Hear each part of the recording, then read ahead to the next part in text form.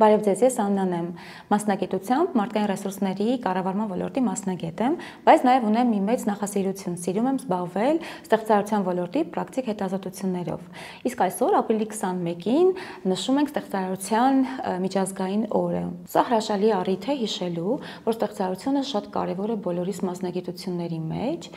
հատկապես այն դեպքում, երբ ունենք բարդ նախագիծ, խճճված աշխատանքներ եւ ուզում ենք դրանք մինչեւ վերջ հասցնել։ Իմ համար ստեղծարարն այն մարդն է, ով ոչ միայն ունի բազմաթիվ հետաքրքիր գաղափարներ, այլ նաև կարողանում է այդ գաղափարները կյանքի կոչել, որովհետև ստեղծարարության ընթացքում դու հանդիպում ես բազմաթիվ խոչընդոտների, բազմաթիվ մտավոր սահմանափակումների, վախերի, կասկածանքների, ձանձրույթի,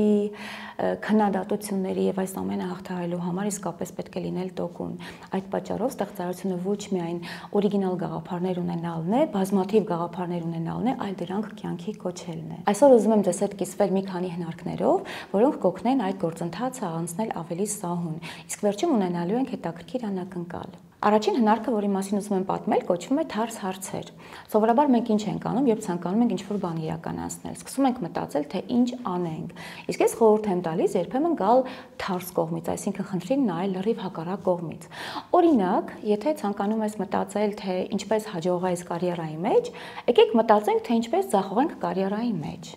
Օրինակ, որպեսզի ես ձախողեմ կարիերայի մեջ,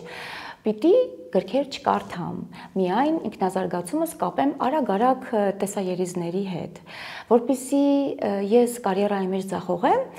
ես երևի պիտի վախենամ որևէ առաջարկություն անեմ, որովհետև ամոթ է, որովհետև կքննադատեն ինձ, կամ ես չեմ ուզում նախաձեռնել նոր գաղափար, որովհետև ինձ դրա համար չեն վճարում, ինչի պետք է դրա մասին խոսեմ։ Եվ որպեսզի ձախողեմ, պիտի լինեմ անհամբեր։ Երկրորդ հնարքը կոչվում է վերադարձ ապագայից։ Օրինակ, սովորաբար, երբ ուզում ենք որևէ գաղափար իրականացնենք, սկսում ենք սկզբից, չէ, կանեմ սա, հետո կանեմ հաջորդ քայլը, հետո կանեմ երրորդ քայլը։ Ինչ եմ ես խորհուրդ տալիս, ամենասկզբում մտածել վերջի մասին, վերջնական արդյունքի մասին։ Հենց ամենասկզբից պատկերացրեք վերջին արդյունքը, ինչի մասին է այն, ինչ եք արել,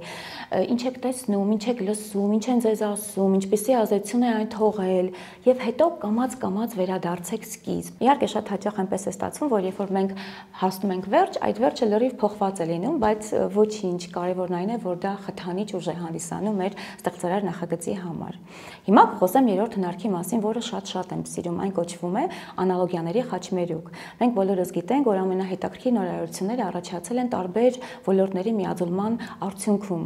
Ես կարծում եմ, որ դա բոլորս էլ կարող ենք օգտագործել մեր կյանքում այնպես, ինչպես որ տեղի ունեցավ ինձ հետ։ Երբ 2018 թվականին ես տարվեցի ստեղծարար ոլորտի ուսումնասիրություններով,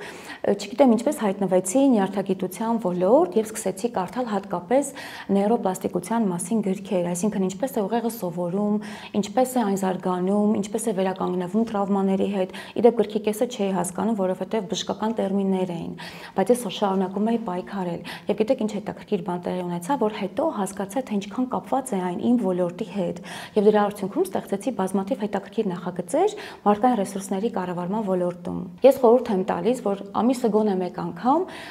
դիտել ոդքասթեր, որոնք ընդհանրապես կապ չունեն ձեր ոլորտի հետ, կամ մասնակցել վեբինարների, որոնք տարբերվող ոլորտներից են, շփվել մարդկանց հետ, որոնք այլ մասնագիտություններն են, հարցնել, թե ինչպես են իրենք լուծում այս կամ այն տեսակի խնդիրներ, եւ կտեսնեք, թե ինչքան փոխկապակցված են եւ ինչքան կարելի է հետաքրքիր ձևով գաղափարներ վերցնել իրենց ոլորտներից եւ օգտագործել հենց ձեր մասնագիտության մեջ եւ դառնալ տարբերվող մասնագետ։ Եվ վերջում ուզում եմ դες պատմել մի հետաքրքիր դեպքի մասին, որ ինձ հետ պատահեց անցած տարի։ Ես մասնակցում էի ստեղծարարության թեմայով մի դասընթացի, որը տևելու էր 4 օր։ Այդ 4 օրվա ընթացքում մենք ողջ օրը ազատ շարադրում էինք, նկարում էինք, պրոտոտիպեր էինք պատրաստում, փոխանակում էինք իրար հետ, պատմում էինք իրար մեր պատմությունները եւ այլն, բայց ամենավերջին օրը մեր դասախոսները մեզ ասացին, որ մենք ինքներս մեզ, մեր ապագա եսին նամակ գրենք, այն ինչ կուզենանք մեզ ասել։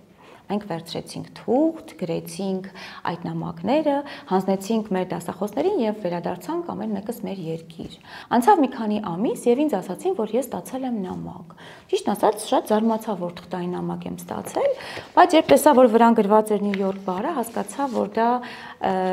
ստեղծարարության դասընթացի շրջանակներում գրված նամակի մասին է։ Այստեղ ես գրել եմ մի նախագծի մասին, որը այդ պահին, երբ կարդում էի նամակս, արդեն իրականացել իրականացրել էի, երկրորդ նախագիծը իհարկե ավելի մեծ է եւ մինչ օրս դեռ իրականացման փուլում է գտնում, բայց գիտեք, ես ամենաշատը տպավորվեցի վերջին նախադասությամբ, որն ինձ ուղղել է, այսպես եմ գրել. Աննա,